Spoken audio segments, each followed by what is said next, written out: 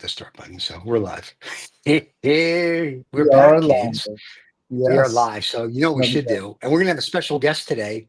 So before we run the intro, Michael, who's our special guest that hopefully his computer problems are solved and he'll be here?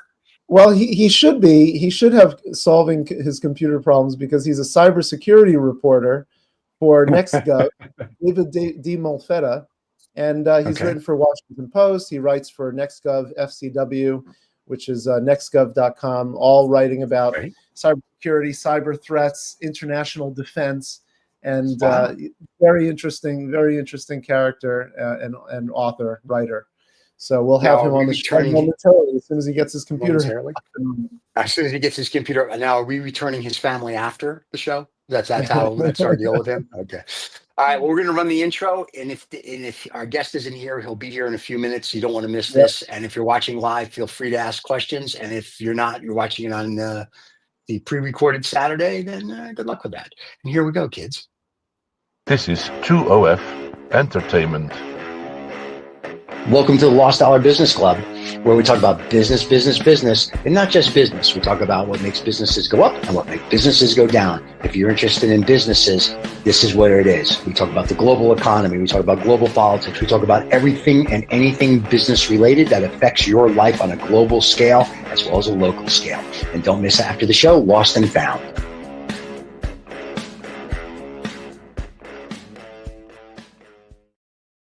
All right. We're still put Michael's pretty picture up there. All right. What are you, Matthew McConaughey all of a sudden? So we're bringing some celebrity energy into the show, aren't we? Gotcha. Well, here's the really cool thing. We have the show called SignalGate, Trump's National Security Purge, Knives Out from Mike Waltz. So before anyone gets hysterical, the Trump administration, that we're trying to suggest anything, the title this morning in the Financial Times is Knives Out for Mike Waltz as Donald Trump fires national security officials. So let's not get carried away, kids. That the title part of the Knives Out thing we stole from the Financial Times, and because they steal stories from us all the time. And we have a guest there. We do have a guest. Hey, looks like he's David. He's trying. All right, he's loading. He's loading. These national security guys. Expert is loading. Give him a break. He's loading his thing. There he is. Good morning, David. Good morning, guys. How are you? Good. How are you? Welcome to the show. A little bit of a delay, I think. Can you hear us okay? He froze. Yeah, he froze. He's frozen. He's frozen. He'll work on his technical difficulties, and we'll just start our stuff. But that's good. We can leave him there, so we can say we had a guest. That's right. That's right. The guest was we there. Had a guest. There you go. Yeah, his technical difficulties are persisting. Is persisting. What we're going to do is we're going to put David back in the green room for right now, and then we'll watch him in the green room. And once he gets going, we will bring David back. Once we see movement, there you go. So, what we're going to talk about today, Michael? Well, we've got a lot of topics because we wanted to bring David on because there are a lot of cybersecurity topics related to this new administration that are seemingly problematic, including the idea that there was this large-scale campaign that targeted defense, aerospace, and IT companies that support Ukraine's military. Probably by Russia and its allies, but they've got there was a massive cyber attack, or at least a phishing campaign against these entities that David covered, and so there's the cybersecurity landscape is really treacherous right now. I mean, it always is. As you know, North Korea stealing billions of dollars of crypto last year, right. And continues to probably do so, and now we've got attacks happening as part of the war in Ukraine.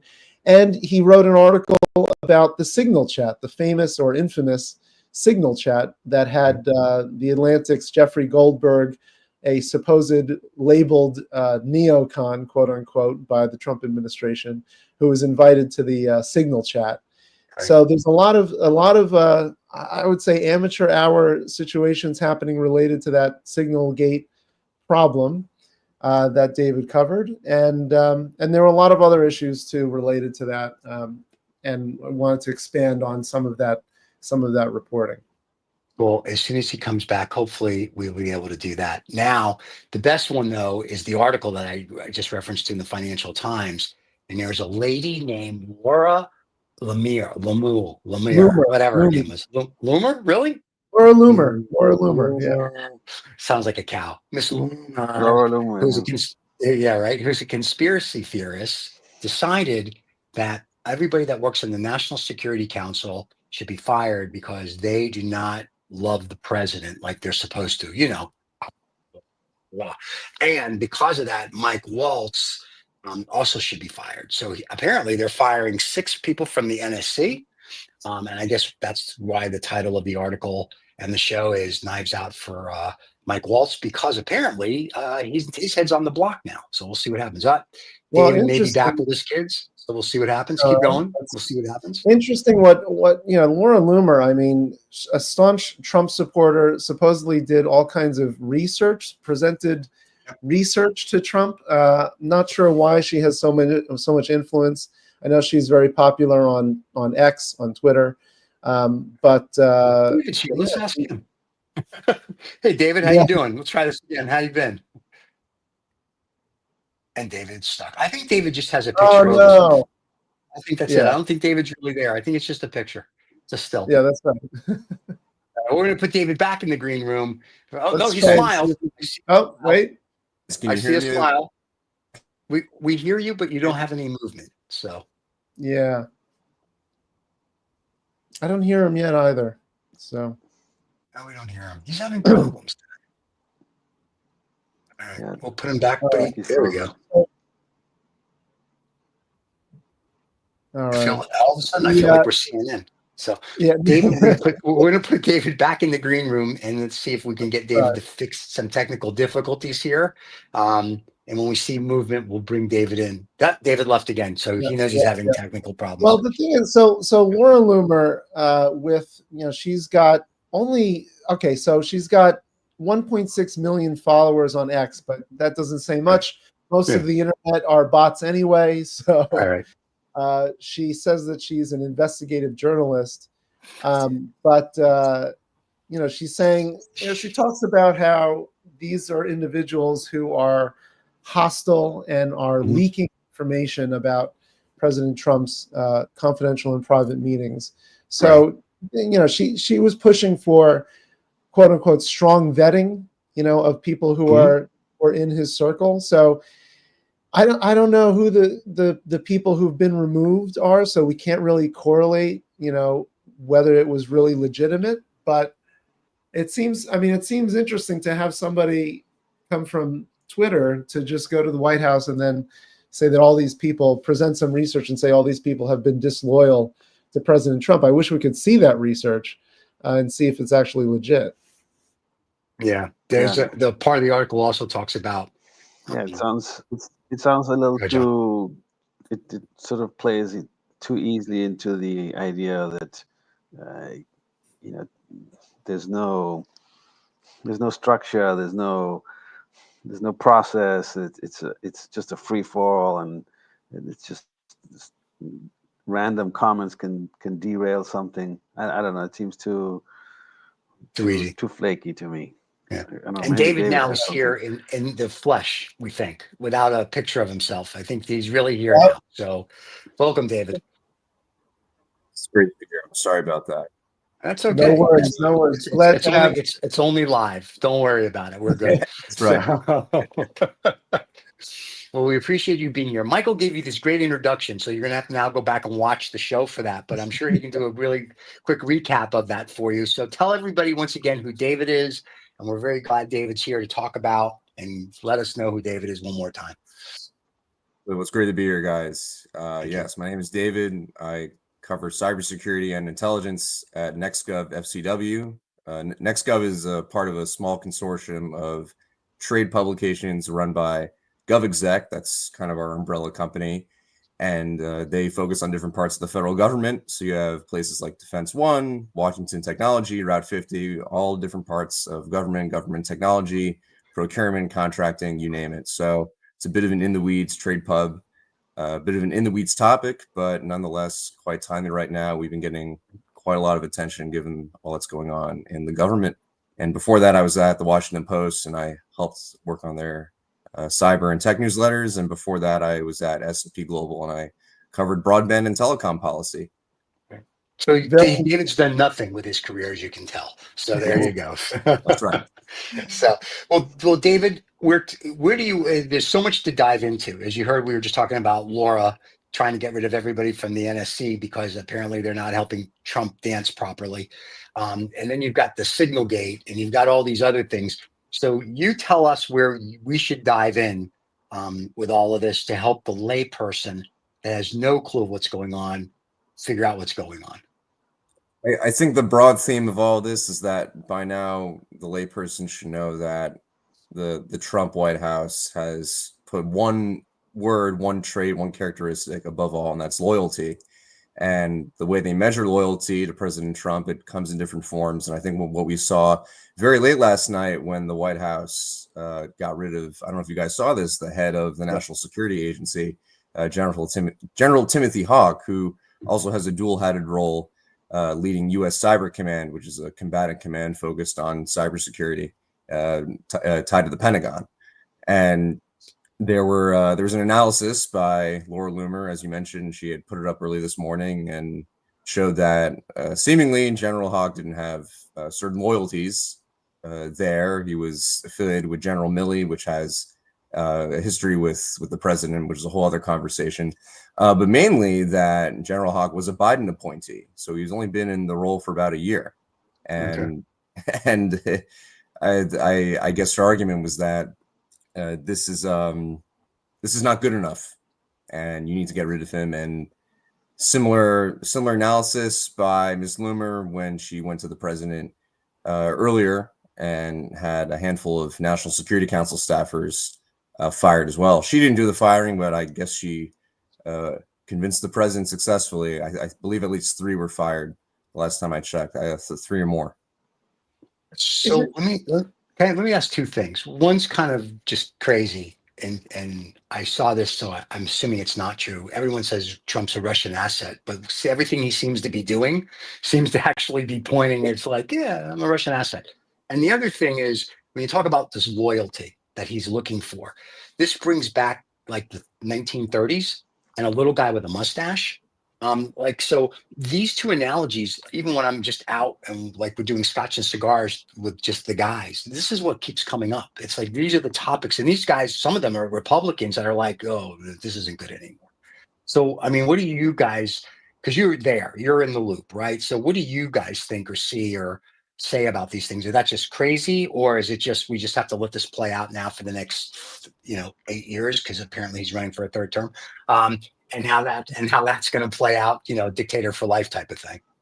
The behaviors and concerns you described are very common among people in the Washington Beltway right now. And I think for Democrats, they're going to be working really hard. They're already working as hard as they can, but it's tough because they don't have the majorities in either chamber. They're trying really hard to undo a lot of this work. That Doge, which I'm sure you guys have talked about in here before, yes.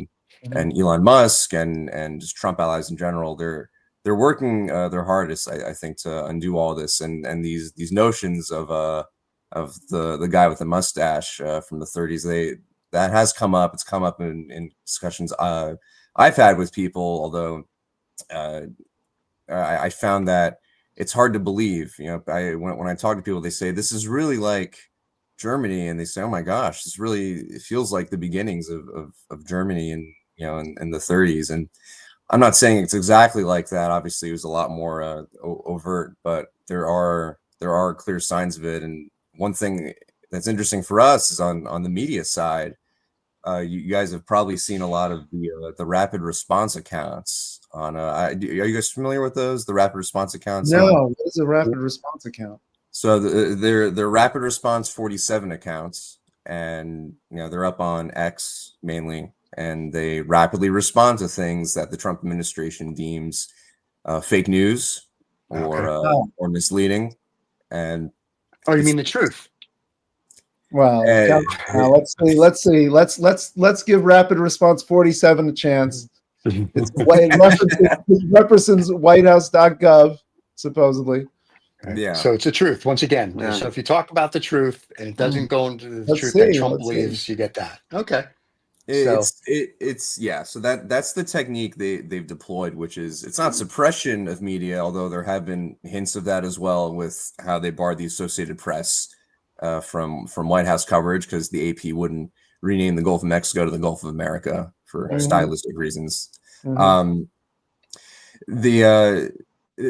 been a lot of work for them to quickly go after what they deem to be just not true in coverage. And it's interesting though that there's always ways to bend the truth. I will say something that stood out to me. You did invite me on here, in some part to talk about SignalGate and all of that. Right. There wasn't a lot of talk about SignalGate on Rapid Response, on the Rapid Response right. page. And At all.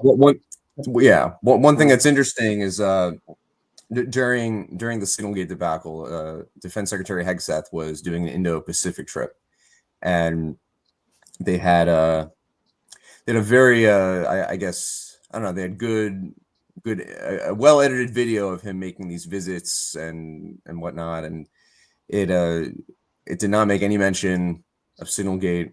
It also didn't make any mention of I believe it was 4 U.S. soldiers who had recently perished, I think in Lithuania, but don't quote me on that because I don't follow defense stuff as closely as my colleagues. But it did not make mention of those things. So the caveat with the rapid response technique is that yes, perhaps there are nuances in reporting that someone like me may not always get, but the vast majority of it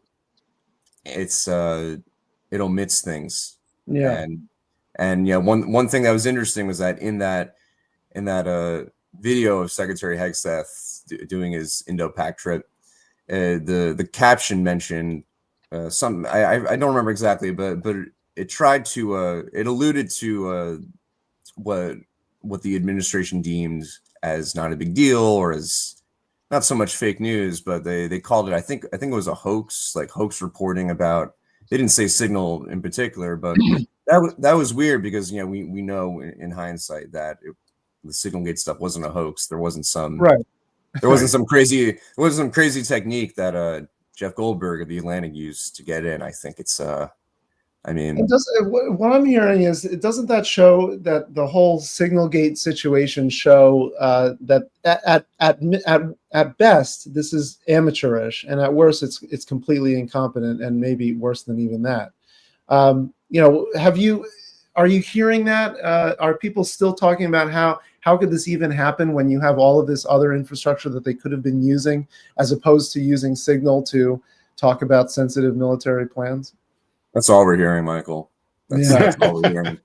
It's very weird. The Pentagon, the intelligence community, they have really robust capabilities to communicate, even through group chats. There are secure versions of Microsoft Teams available. Right.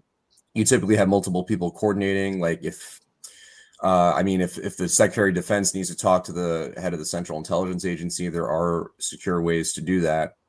It's very common. Now, go ahead. No, it's you're fine. The tricky part is, and you guys had flagged this prior to me coming on, was the records preservation aspect of this, which is, how legally viable is the idea of talking on a Signal chat for, official government planning, official agency communications. That technically would have to be preserved. So it brings up a lot of other questions as well as to how much past administrations, especially the Biden administration, which is I'm sure has used Signal. I know for a fact plenty of them have used Signal. How does is that official agency decision making? Was all that official agency communications? It's very weird. It's a very interesting and then you've got conundrum. your own reporting reveals that or at least maybe it was just NextGov in general, but that there are attacks on Signal all the time. So it's not even that Signal is that it's completely foolproof in the sense that there have been maybe it's Russian attacks, it's at least foreign attacks on trying to figure out how to break into these chats. Yeah, well, I wouldn't say there. It's I'm not sure what reporting you're pointing to specifically. I'll just caveat that. Sure. Yeah, I mean, look, signal on one device to signal on another device is generally deemed secure because it runs through a signal protocol. It's end-to-end encrypted.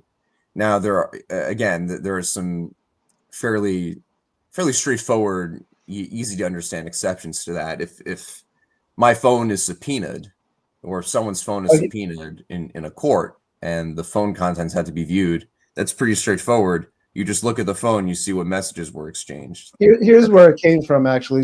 Sorry to interrupt, but I just wanted to correct myself. Yeah, it came from so days after the signal leak, the Pentagon had already had done a warning that the app was a target for hackers anyway, that there's an actual vulnerability, that a Russian professional hacking group was looking to take advantage of. There's a linked devices feature that allows them to spy on encrypted communication. So there was a vulnerability that they were saying that's why, in part, it's not approved for that kind of information. Yeah. Well, I don't recall the exact ins and outs of that vulnerability, but I think Signal tried to explain it. I think it might have been a phishing related vulnerability, something from the outside. But to your point, foreign adversaries, like if I bring my phone into Russia or into China, I'm sure Moscow or Beijing will try to wiretap me or intercept my communications. Right. So, and I believe Steve Witkoff, Trump's top Mideast and I guess now Russia negotiator, was over in Russia when this chat commenced. Now I don't believe he officially communicated anything on there. And he may have had a different device, so he probably wouldn't have seen anything anyway. I think he did say that he had a different device, but still, I guess that's what you're supposed to do, which is not bring a vulnerable phone over. Don't bring your Google or your Apple phone over to Russia or Beijing. Even we would go for business. We don't bring those phones. I mean, John and I have gone there to do deals, and we're like, don't use your phone. Don't do this. Don't do that. Like, it's like, don't. We know that, and we're not government. What fascinates me about this is I saw this thing the other day where Trump says the buck stops with him. And on SignalGate, apparently it stops with nobody because nobody said it's my fault. It's not like if you're the president and you hired, the Keystone Cops to be your cabinet members or Abbott and Costello, you can pick your favorite comedy group, and you're like, I would be like, it stops with me. We'll take care of this. But he's like, no, it's no big deal. There weren't war plans. It's like we just keep making up excuses and lies and excuses and lies. At some point, there is really a fire. That's not smoke. So in your opinion, and I know you have to be careful because, being a reporter, but is there a point that everybody just says enough's enough? I mean, I read an article today that some Republicans in the FT and even in the New York Times are saying, like they've had it now because of the tariffs, because of Liberation Day. I didn't know we were at war. So everyone's trying to like enough's enough. So is this SignalGate or is Liberation Day or is any of this, from what you see on the Beltway, people going, we've had it. Like, there has to be a change, or people are just going to be complacent and wait for the Nuremberg trial number 2 to show up? I'm told in private that multiple Republicans, at least on the House side, are furious about SignalGate, if that helps put things into context. Yeah. I think the challenge is that they have a public image to uphold, and for many Republicans who risk losing seats in the midterm elections next year, there's a risk as well of being primaried for seeming lack of loyalty. So in private, plenty are upset. I can't say much beyond that. But it's I think when we look at all the initiatives that the admin has put out, obviously the biggest thing that impacts the average American is the economy. And so this is partly a finance show, and I'm happy to deviate into this with you guys. I think the tariff environment right now, and we had reported on this yesterday, the tariff environment is increasing, is creating a hotbed for cyber attacks. Because I was going to bring that up. Please go into that. That was an interesting article. Yeah, it was interesting. When I had that sit down with Steve Vance, it was great. It was a great conversation. I didn't expect it to go that way, but the economic uncertainty, you can imagine, fuels uncertainty in cyberspace and and among the top officials across nations. And their view is, well, if if the U.S. is going to do this, then our way to retaliate. Our way to retaliate against these economic moves is through potentially more cyber warfare. And we all hack each other. We all try to hack each other. We all try to spy on each other. So it's no surprise that if you have an environment like that already, then trade tensions and economic tensions would fuel that further. That's the essence of the story. It's not the first time that's been studied. I'm not the first one to ever write about this. Yeah, to write about that dynamic, but. It was actually a very nice cyber tie-in. So I was pleasantly surprised that I had a good angle to go off of when we sat down and did that. Yeah, but look, just going back to my main point, and then we take it wherever else you guys want. The Trump admin is going to have to prove that I think it helps economically benefit the average American next year, and if it can't, then the GOP may lose some seats. So I'll just leave it at that. Yep. And they must did a great job in Wisconsin.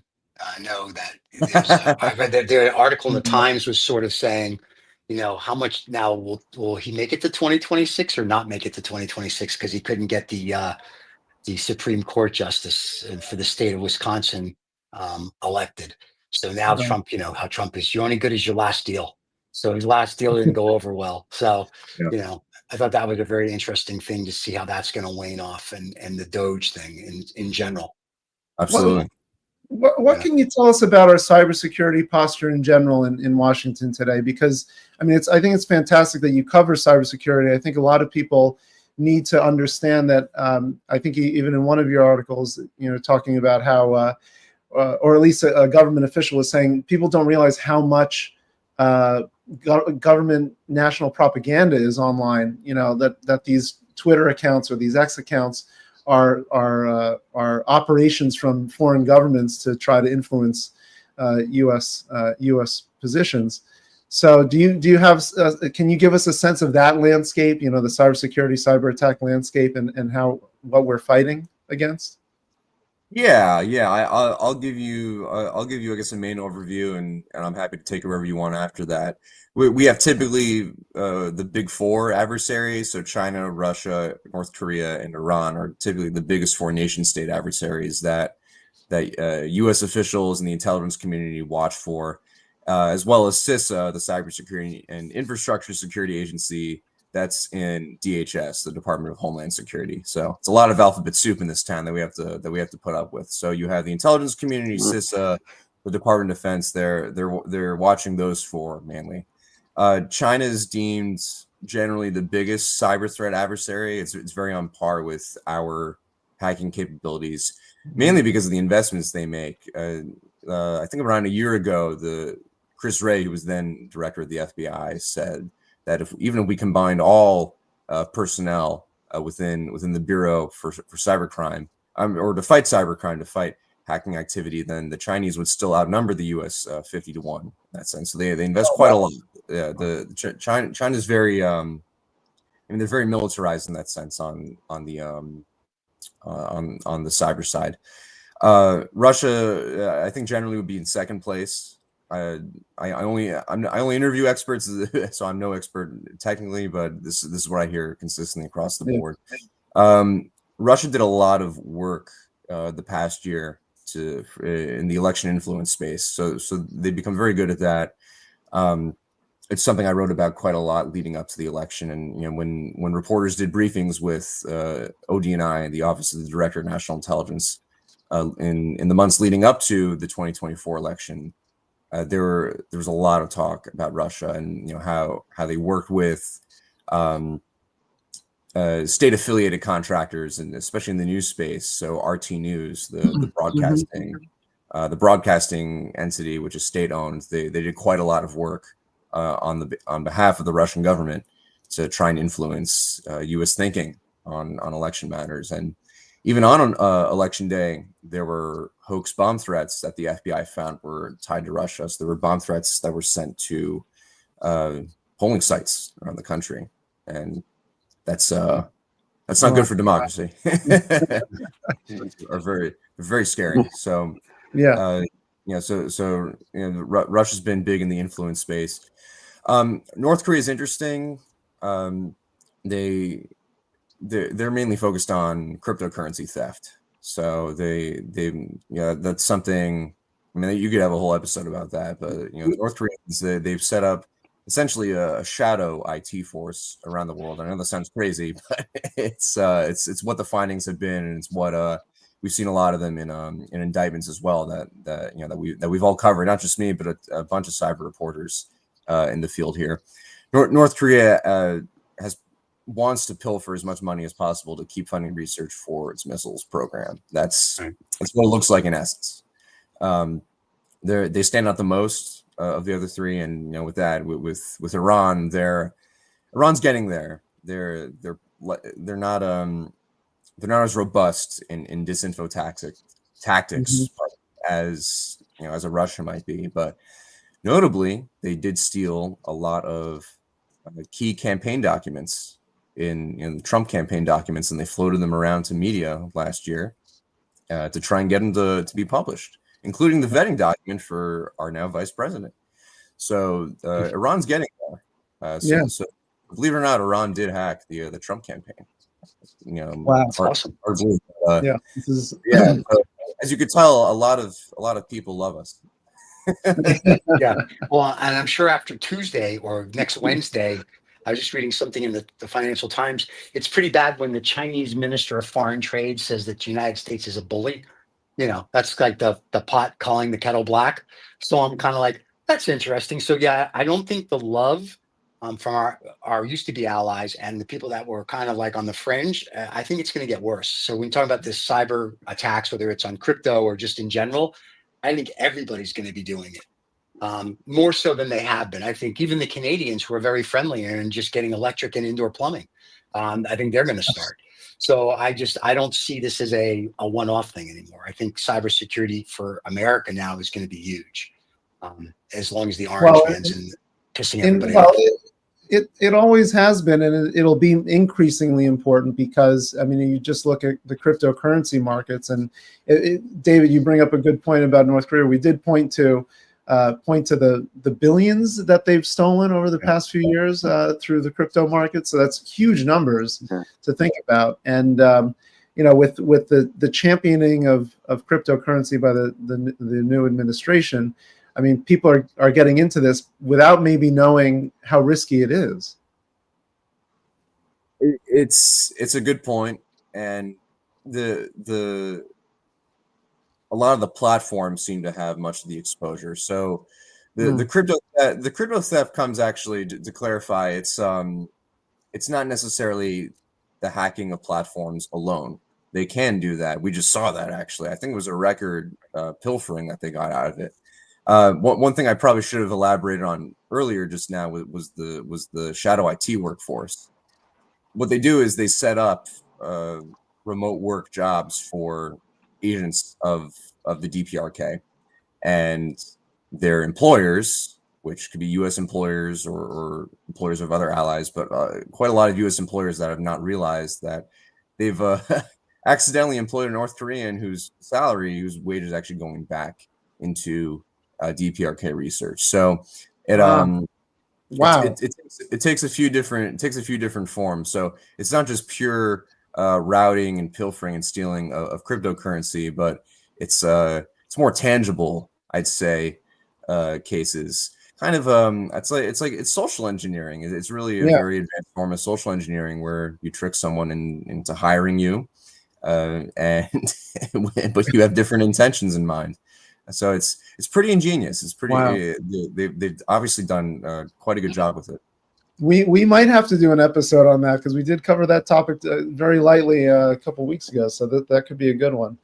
What are some of the from the cybersecurity standpoint and looking at our government today versus, I mean, you've been covering this for many years. So how has it evolved? What are the biggest risks that face America today from the cybersecurity standpoint? And what can you tell us? What's been most surprising to you to see over the past few years, and how either our position has changed, or our stance, or our threats have changed? Yeah, I mean, the biggest prevailing risk has always been critical infrastructure, because those are the lifelines to the economy and to how we function. So critical infrastructure, it's defined in 16 sectors right now by the US government. That includes transportation systems. The whole government sector is considered critical infrastructure as well. Pipelines, water treatment plants, you name it. The things that we would all rely on to function. Banks, right? Financial institutions are part of that as well. I mean, imagine if three major financial institutions, knock on wood, are hacked in the next week.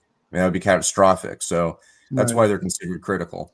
The attacks on these institutions, it's always been happening, and there hasn't been, based on discussions I've had, there hasn't been any serious uptick since the new admin came in, but it's been a steady uptick, like what we've seen before. So say cyber attacks are increasing, and they're constantly increasing, I think it'd be accurate, and I'd be comfortable saying that. When you ask about posture, I think the biggest thing that surprised me in the past year was the Salt Typhoon hacks, which I'm not sure how familiar you guys are with that, but they were discovered. Salt Typhoon it's a Chinese hacking unit that was discovered last year, burrowing into at least 9 of our telecommunications providers here in the U.S. Okay, and dozens of others. So dozens of other providers, and for a long time, and we can't even get them out, right? Yeah, about 2 years. And not only, this is the crazy part for me, not only did they get into the telecom systems, they also got into the systems that facilitate our wiretap requests. Wiretaps,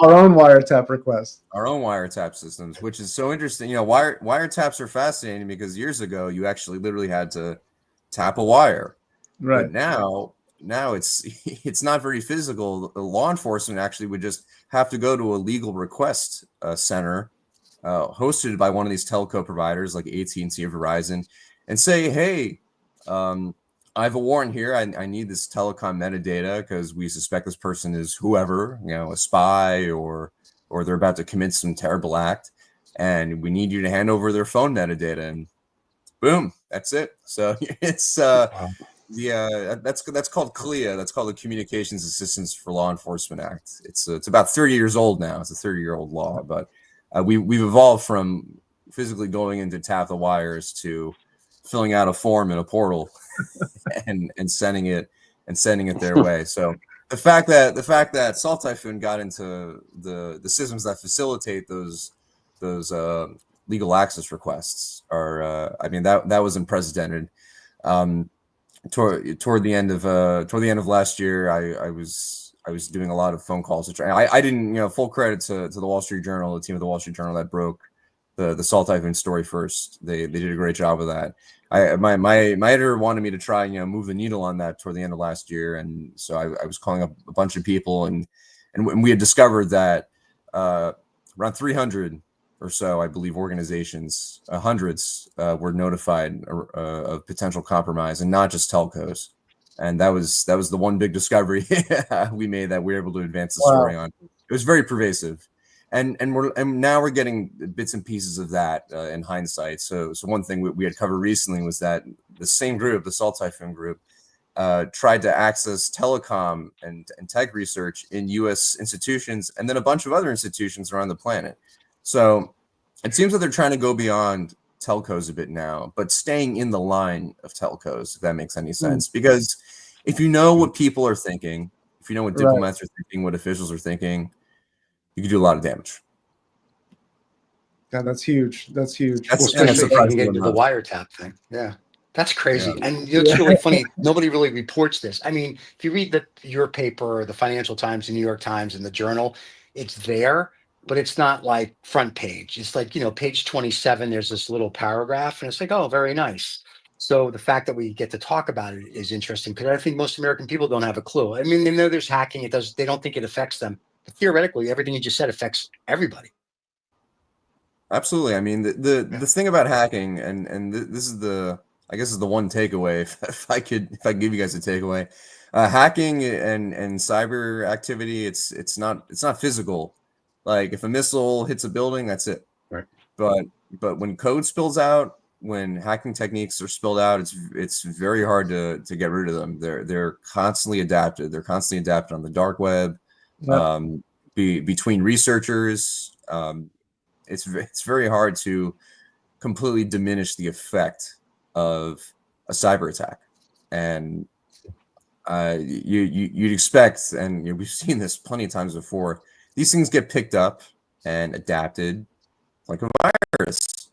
That's why we call them computer viruses and things like that. Right. I mean, I think hacking now has gone beyond basic computer viruses or worms, but that's the idea. The same idea applies. These things are they're reformed, reshaped, readapted, and redeployed, and it's not kinetic.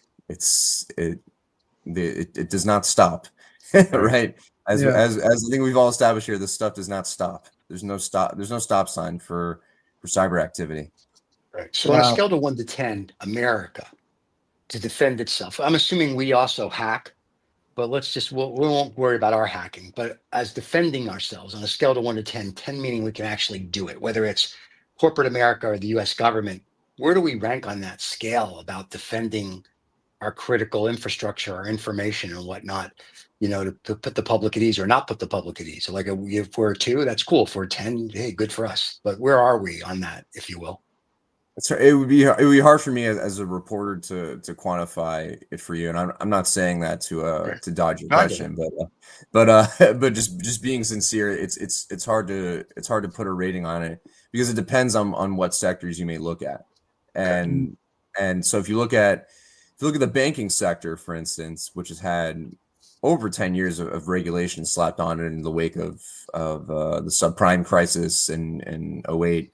There's been a lot more attention on the regulation side from banking, but the other half of it too is that you have those cheaper, or not cheaper, those I should say less funded municipalities that they don't have major banks, but they have water treatment plants, or they have they have facilities and that are key, critical infrastructure. That's why they're called critical infrastructure. They're key aspects that help power the economy and society, but they're not funded very well. So part of the challenge too that we've looked at from in covering cyber regulations is whether or not it makes sense to require that certain types of critical infrastructure receive funding and resources, because a lot of that stuff up to this point has been voluntary. I'll say hospitals. I think I missed hospitals earlier. Huge target for hackers. They don't have a lot of cyber resources, and on top of that, the data inside hospitals is so sensitive that if you get a hold of it, it's unfortunately it's ripe for use in extortion schemes, fraud schemes. You could siphon that data off and sell it on the dark web. Hospitals are treasure trove for this type of activity, and what was surprising to me was that I believe in the latter half of last year we had a call with a then Biden administration official who said that they got 2 companies, I think Google and Microsoft, I believe it was those 2, to commit free resources for rural hospitals, which is great. Then you realize that, wow, that was all a voluntary commitment. And so the question now too on the regulation side is what is the balance that we have to strike between voluntarily letting entities and institutions provide for those weaker entities and institutions, or do you put something in place that says, well, we have to put some of our U.S. funding toward this stuff. We can't just rely on voluntary things at this point. That's why I say it's hard to rank all of these, because you have to break it down sector by sector. You have to break it down by what data they have, how much exposure they have. It gets quite complicated. I don't want to scare anybody with it, but I mean, look, cyber attacks happen all the time, Steve. I guess the notion is to not scare your viewers, but just realize to keep your eyes open and your ears perked up. Right. What David's trying to say, and not scare anybody, is we're doomed and we're all going to die. But no, other than that, it's great. Enjoy your Friday, or Saturday, whenever you're watching this. So now it's like, don't panic. The meteors are going to hit, but there's nothing we can do about it. But listen, you have till Sunday. So that's what David's saying. So that's there right. you go. Yeah, till Sunday. Enjoy your weekend for now. Enjoy your weekend. Watch the Match Madness Final Four, and then there you go. Or F1. So that's just crazy. So what else before you go? Because we don't want to hold, because we could sit and talk to you for 7 hours, and we know you have a life and you have to actually do your job. Before you go, what thoughts, whether it's SignalGate, cyber, national security, do you want to leave the American or global public that'll be watching this? Is there anything that they should be aware of, not aware of? There's anything that's being too blown out of proportion, or if it's just sort of like, here it is in a nutshell. Good luck and God bless, as Edward Murrow would say. Yeah, Edward Murrow. I think I have a book about him right over here. That's funny. I was about to crack it open. Yeah, look, I think right now it's very important to watch what's happening on the federal side within the federal government. The federal government does a lot more for the American people than I think the American people realize. I say this as a reporter who has talked to numerous govies, as we call them, over the past few months, and the things I've learned and the things we reported, I mean, you would not believe. And I'll give you one example. The General Services Administration terminated leases used by the Government Accountability Office, the entity that holds the government accountable, for research that they do into sensitive and classified programs in the DoD. That got reversed, I think, partly because we reported that. But this machete to the garden technique that we're seeing with Doge, I'll just say it's upsetting a lot of people, and it's upsetting contractors. It's upsetting federal workers. It's funny because when I have these discussions with people, everyone says, I want the government to be more efficient. I want my money to be used efficiently.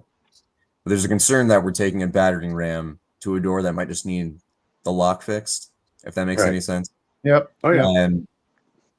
And so I'd watch carefully for these changes in the federal government, because perhaps something in in a Smithsonian or in a smaller agency may not have an impact on the layperson. When you look at things in Treasury, when you look at the Social Security Administration, those are the things that do affect our economic posture, and then ultimately our safety as well. Because if you don't have secure access to these systems, it's going to be very easy to leverage access inside. And I'd say too, this is definitely a shameless plug for the environment I work in. A lot of the government trade publications like ours, and there's plenty of others, they have been leading the charge on coverage in this area. So I'd encourage you to look at the trade pubs that have focused quite a bit on this and the changes in the government right now.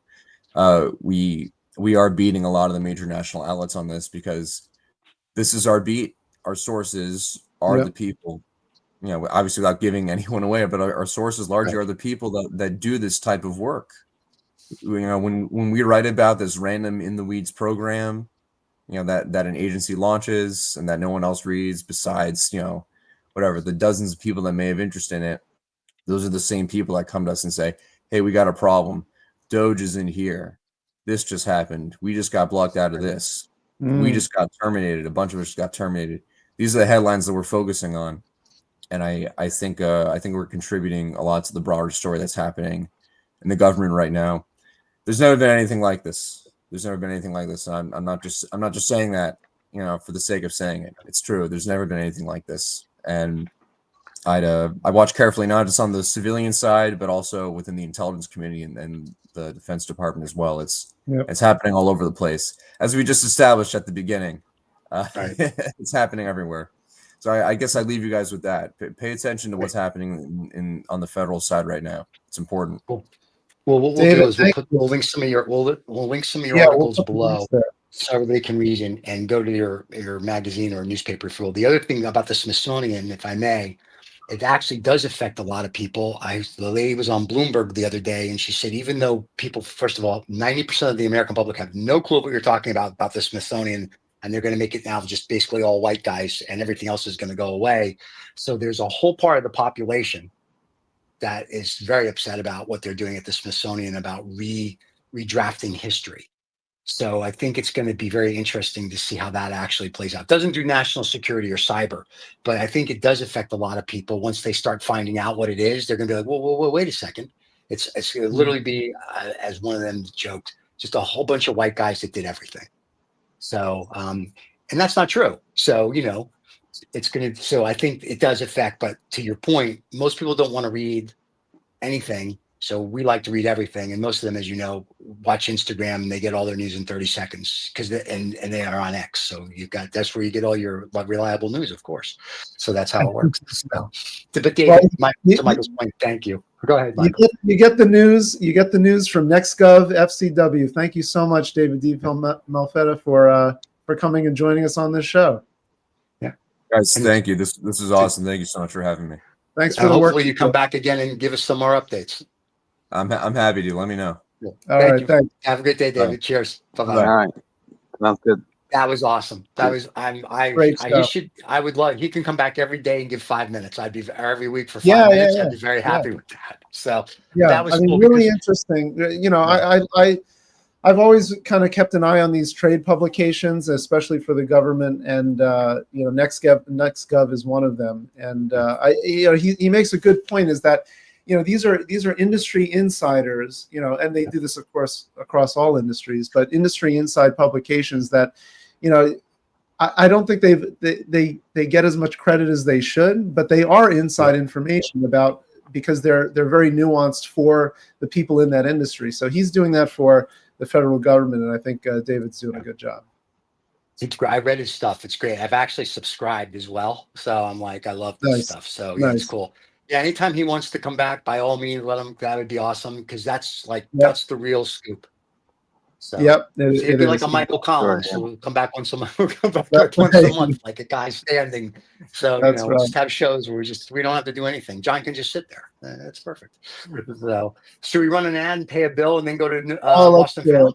Let's do it. Right, let's pay a bill.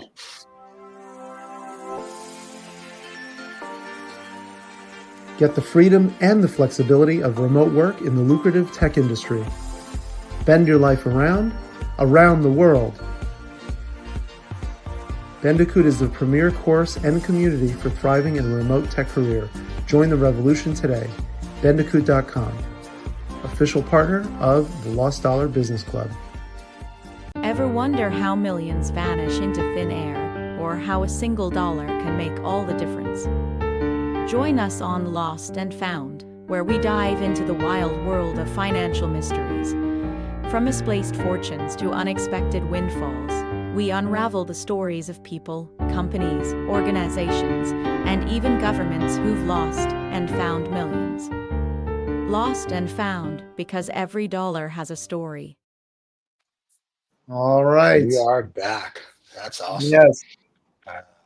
Where do you want to? I don't even know where to begin. I don't know. I've got a lost and found for you. That's let John go. Let's let John go first, because John has so much in the opening segment that we couldn't shut him up. So John, just get it out. So then just be quiet the rest of the show. What do you got? Yeah. All right. So I don't know why it's so funny. We love your lost and founds, John. Look, we love your lost and found. Okay, so TSMC, which is Taiwan Semiconductor, which is let's call it, they're the premier chip making manufacturing company in the world. They are now going to do a joint venture with Intel, and they're going to take a 30%, and it's part of their $100 billion that they're investing in the U.S. And it's not just talk, because they've already built one fab. So I think it's pretty important. It's what's amazing is that they're now going to share with Intel manufacturing and other techniques to manufacture chips, which is it's I don't know, for Intel it's kind of a humbling thing, because they started the revolution at the big level. So that's pretty big. I think it shows that whatever you think about the whole Trump thing, it's maybe it lasts 4 years and then these companies stop investing, but we got 4 years of money is going to be pouring in here. We should ask David that question next time he's on, what that really means. Because the chip manufacturing is absolutely important. Yeah. I mean, it's just a huge thing. So I think that's I'd call that win. A win. Yeah. That's cha-ching. Yeah. By the way, let's see how soon they start putting money in. Oh yeah, they'll put it in. I think it'll be pretty quick. Doge, just a Doge. When they went into this little agency, it's called the United States Institute for Peace. Right. And the guys in there barricaded themselves. Nice. To not allow the Doge guys to come in to look at their data, and then they called the police. Doge did, or the barricaded guys to arrest the Doge boys, but the police came, and arrested them because God. Yeah, yes. And the funny thing is that they had deleted, because when they went, they barricaded themselves in the let's call it the IT department, and they deleted about a terabyte of data. Wow. And they paid about $2 million. Preemptively, yeah. Wow. But, that's crazy. They paid about $2.25 million for it. However, whatever you say about the Doge boys, they're not neophytes. They recuperated it all. Yeah. Oh, they I mean, all that computer data. geeks, Absolutely. Yeah. Absolutely. That's crazy. So I don't know. I think that was an interesting story. Yeah. And nobody covered it. We should have. So these are the stories you should ask David about, what he thinks next time. Make a note, John, for the next time. So, all right. Well, mine's going to be really simple, and then we'll let Michael go. Two things. One, a flash just came across, because of Trump and what's going on, the average housing cost is going to go up by $9,200, which I thought was fascinating. So if you're going to buy a house, you're going to spend about 10 grand more. And China announces 34% retaliatory tariffs on U.S. imports. That's fresh off the press. And as we talked about during the show, the Chinese finance minister issues a statement strongly criticizing the Trump tariffs, which take effect Saturday, fully kicking in next Wednesday. The practice is not in line with international trade rules. Like I said, the pot calling the kettle black seriously undermines China's legitimate rights and issues. Let's not get carried away. And is typically unilaterally bullying practice, says the minister. I thought that was just an interesting statement in general from the Chinese, who basically do economic bullying globally. John and I've experienced that in Bolivia and Colombia, so we kind of know that, but it's just sort of like, So I just thought it was funny. So everything's going to get more expensive. The end of the world is coming. Enjoy your weekend. Well, listen, we've got something great. We still have them as most favored nation, and they're still most favored nation. Which I don't understand why China. No, it is what it is. If there's one policy to change, that's one of them. There you go. Except for the food. The food's really good, though. All right, go ahead. Yeah. Food's good. Well, listen, the first.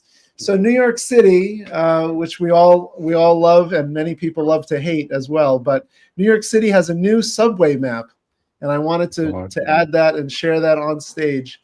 New York City has released a new subway map, the first in 50 years, and they've completely redesigned it, inspired by the 1972 version that is not quite geographically accurate, but it makes it a lot easier to understand where and what subways to catch. So beautiful new map. And I think that's a big win for New York. And it's fun because all the design nerds are applauding it. So they're very happy about it. All the guys who live in their mom's basement. That is really good. Well, kudos to you, New York, and to the mayor who got himself off of a whole bunch of corruption charges because he's part of the Trump thing now, doing whatever Trump wants. So look at you guys doing stuff in New York City. Gotta love it. Yeah, New York City. Yep. Yeah, love the Big Apple. Yeah, too bad Mayor Koch isn't around to see all this because that would have made it. He would have cried. He would have cried. I love the mayor. He would have a lot of funny comments to say about it. Yeah, I'm sure he would. All right. So before we leave, guys, on the cigar show, for anyone that's made it this far, we have the #1 cigar collector in the world coming on. So if you are watching this show on Saturday, not now on Friday, but if you're watching it rebroadcasted on Saturday, if you're staying for the Habana Saturday show, we'll have the #1 cigar collector in the world, or you can just watch the show whenever you'd like. Don't forget to subscribe and like. And for you people that want to know where our David is, not the David we had on, our David is on his luxury yacht, cruising the world, and he'll be back sometime end of April, beginning of May. And he's basically having naked Tahitian boys, we understand, fan him. And we've asked for videos, but he's not sending them. And there you go. He only puts them on his OnlyFans, so you got to. It's OnlyFans page. Yes, you can watch Naked Tahitian Boys fan, David. We've seen it, and I'll never be the same. Yeah, I can never watch it again. So there you go. But anyway, hope you guys have a wonderful week. Hope you enjoyed our guest today. We'll hopefully have him back to talk about other topics. And we'll have other guests. We have some other guests, I think, coming up this month and next month, but nothing's confirmed. So we got a few more surprises coming up. Things are being confirmed. Yes, things are being confirmed. And David may be back sooner rather than later. You never know. All right. He's just bringing a new technical person from David in every week for 10 minutes to give us the rundown on what's going on. So there you go. New segment. Anyway, don't forget to subscribe and like. Thank you for watching. We will see you all next week. Have a wonderful weekend. And enjoy the Formula One or the last Final Four, or whatever you're into. Cheers, everybody.